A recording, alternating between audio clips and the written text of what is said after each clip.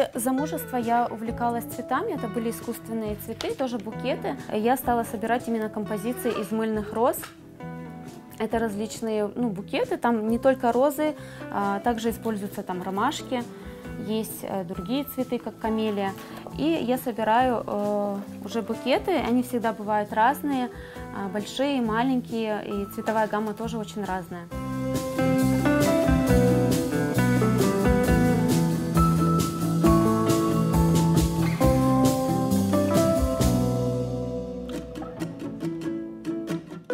Здесь получается мыло, когда еще совсем теплое, и когда формируется сам лепесточек, да, можно подкручивать эти лепестки уже так, как тебе хочется, и придавать форму. И, так скажем, ту технику этого мыльных роз, которую выдумали, да, и специалисты, да, скажем, настолько близко подошли к этому, что вот на самом деле очень тяжело отличить эту розу от настоящей. И на самом деле люди, которые на сегодняшний день мало слышат о мыльных розах, очень часто их путают с настоящими.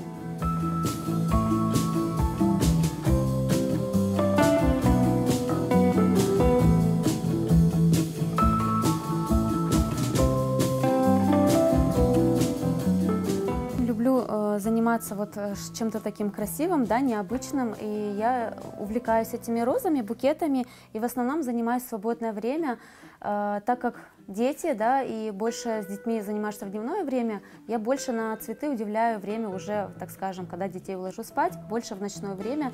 И вот за букетами, за созданием очередного какого-то букета я, можно сказать, немножко отдыхаю, да, в этом процессе.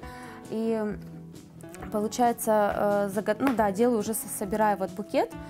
Если вдруг у меня есть знакомые, да, которые, если хотят такой букет для себя или кому-то подарить, просят, и я уже по просьбе своих знакомых собираю букетик. Опять же, по желанию, да, учитываю желание человека тоже, какого цвета хочется, какого объема.